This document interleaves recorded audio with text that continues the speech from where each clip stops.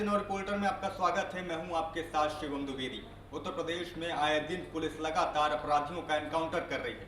इसी कड़ी में गाजियाबाद में अनिल दुजाना गैंग के लीडर बलराम ठाकुर को शनिवार को पुलिस ने ढेर कर दिया, लेकिन उसका शव जब उसके बुलंदशहर स्थित जहांगीराबाद लाया गया तो वहां पर जमकर बवाल शुरू हो गया।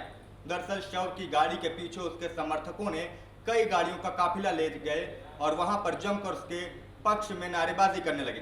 वीडियो बेस का सामने आया है, जिसमें साफ तौर पर दिख रहा है कि सामने पुलिस की गाड़ियां और एम्बुलेंस शव वाहन चल रहा है और उसके पीछे उसके समर्थक बलराम ठाकुर जिंदाबाद के नारे लगाते हुए चल रहे हैं। वीडियो में आपको भारी भीड़ भी दिखेगी। उसके घर के बाहर भी 20 मिनट तक लगातार नारेबाजी हो रही, जिसमें ये भी कहा नारे लगाए जा रहे थे कि बलराम ठाकुर जिंदाबाद, हमारा ठाकुर कैसा हो, बलराम ठाकुर जैसा हो। इन नारों से वहां पर आसपास का पूरा इलाका गूंज उठा और ये पूरी नारेबाजी पुलिस के सामने हो रही थी।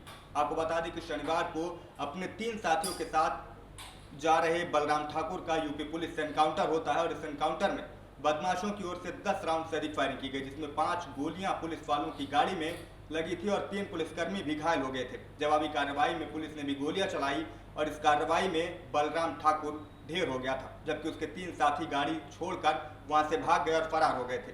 इसके बाद उसका शव पोस्टमार्टम के बाद जब उसके घर बुलंदशहर ले जाया गया तो वहां जमकर नारेबाजी शुरू हो गई। आपको बता दें कि भले ही वो पुलिस की नजर में अपराधी था, 50,000 रुपए का इनाम उस पर घोषित था, कई हत्याएं की थी, 34 से अधिक संगीन मामले बलराम ठाकुर के खिलाफ दर्ज थे, लेकिन उसने अपने क्षेत्र में रॉबिन हुड जैसी छवि बना रखी थी।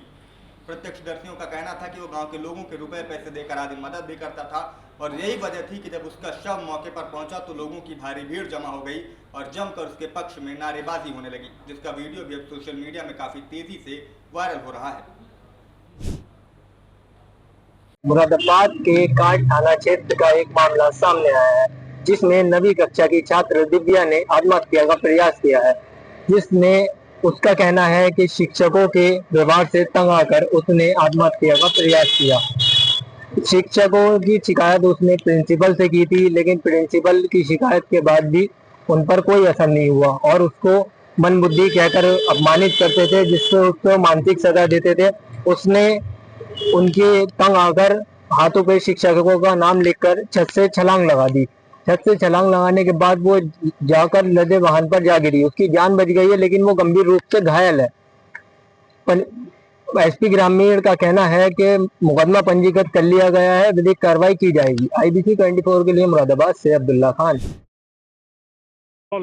आगरा में ग्राम पंचायत चुनाव से पहले आगरा पुलिस अलर्ट मोड पर है और आगरा पुलिस ने आगरा में चल रही अवैध असला फैक्ट्री का भंडाफोड़ कर 3 आरोपियों को वहां से गिरफ्तार कर लिया है। मामला आगरा के थाना डोकी क्षेत्र का है, जहां पर लंबे समय से एक अवैध असला फैक्ट्री संचालित थी और कई लोग वहां पर अवैध असला बना रहे थे और उनको अन्य प्रदेशों में सप्लाई भी किया जा रहा था। पुलिस को सूचना मिली और पुलिस वहां मौके पर पहुंची। पुलिस ने वहां पर जब रेड मारी तो वहां से पुलिस ने बड़ी संख्या में हथियार भी बरामद किए। लगभग 15 अवैध हथियार पुलिस को वहां से बरामद किए गए हैं और कई राइफल भी आगरा पुलिस को वहां से मिली हैं। वहीं 3 आरोपियों को आगरा पुलिस ने मौके से गिरफ्तार किया है और उनसे गहनता से आगरा पुलिस पूछताछ कर रही है। पूछताछ में उन्होंने बताया कि MP के मुरैना में इन हथियारों को सप्लाई किया जा रहा था और वहीं राजस्थान के धौलपुर में भी इन हथियारों को सप्लाई किया जा रहा था। फिलहाल आरोपियों को आगरा पुलिस ने सलाखों के पीछे भेज दिया है। कैमरामैन गुल मोहम्मद के साथ जावेद खान, IBC।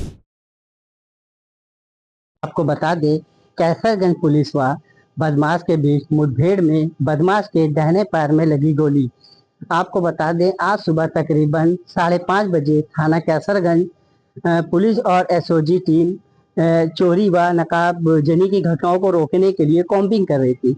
इसी दौरान मुखबिर की सूचना मिली कि सराय कन्हर की तरफ से एक बदमाश हथियार लेकर आ रहा है।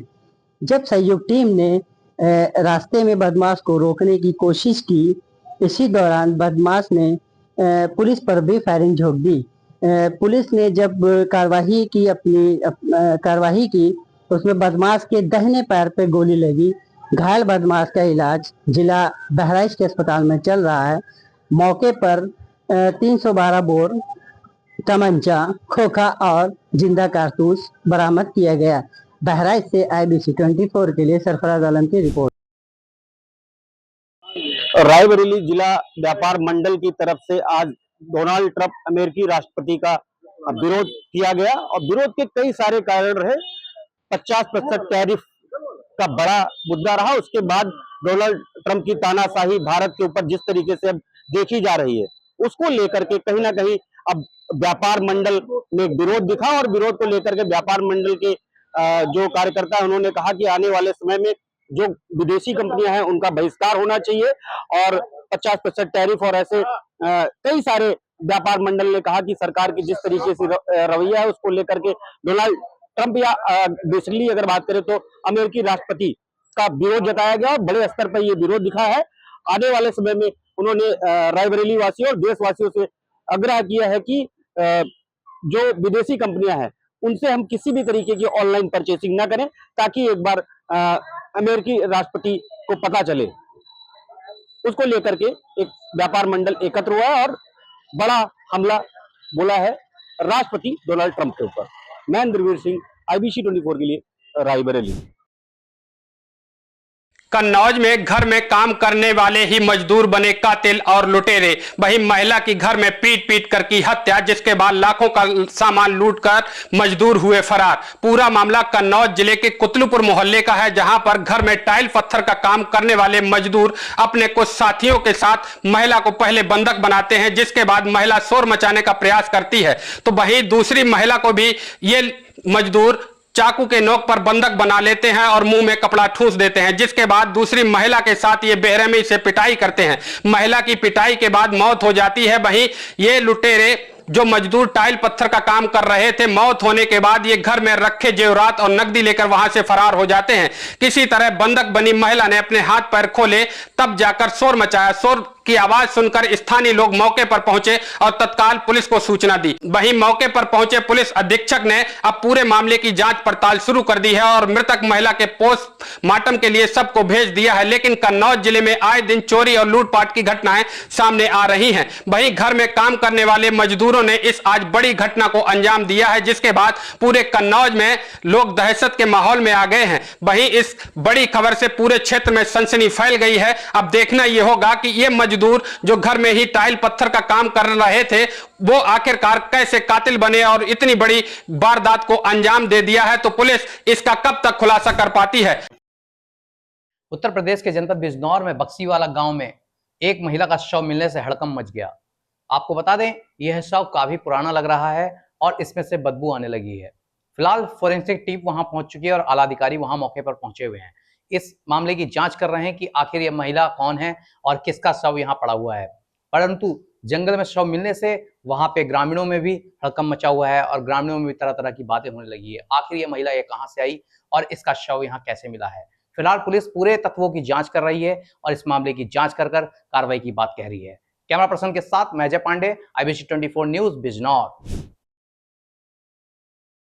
आज हम बात करेंगे जहां शारदीय नवरात्र का आज पहला दिन है और भक्तों के द्वारा जो है लगातार मंदिरों में भीड़ देखी गई, जहां मंदिरों में घंटा गुंजायमान हो रहा है। लोगों के द्वारा माता रानी के चरणों में शीश नवाते नजर आए। ऐसे में अगर जो मूर्तिकार हैं उनसे जब पूछा गया तो उन्होंने बताया कि पहले की अपेक्षा इस समय तो मूर्तियों की जो बिक्री है कम हो रही है।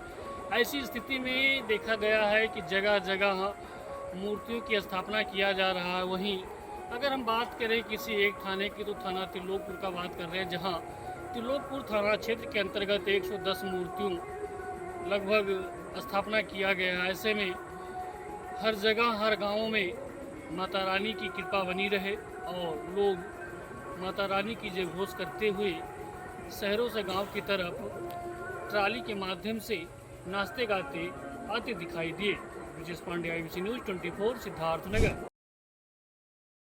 जनपद के मुख्यालय से सुदूर हम स्थित आज 21 किलोमीटर जामो प्राचीन श्री शंकर बूढ़े बाबा मंदिर के स्थान पर उपस्थित हैं, जहां पर राजभवन जामो के सौजन्य से सोमवार और शुक्रवार को बाजार लगना सुनिश्चित हुआ है।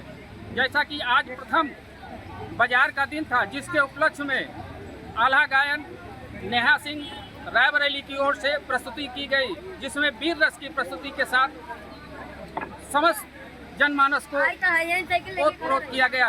इसी के साथ मैं बिल्कुल बता देना चाहता हूं कि जिस प्रकार से भारी संख्या में बाजार लगी है और अनेकों सैकड़ों की संख्या में लोग बाजार लगाकर इस श्री शंकर बूढ़े बाबा के स्थान पर आज प्रथम दिन बाजार लगना सुनिश्चित हुआ है। अमेठी से कैमरा पर्सन के साथ कुलदीप सिंह की खास रिपोर्ट।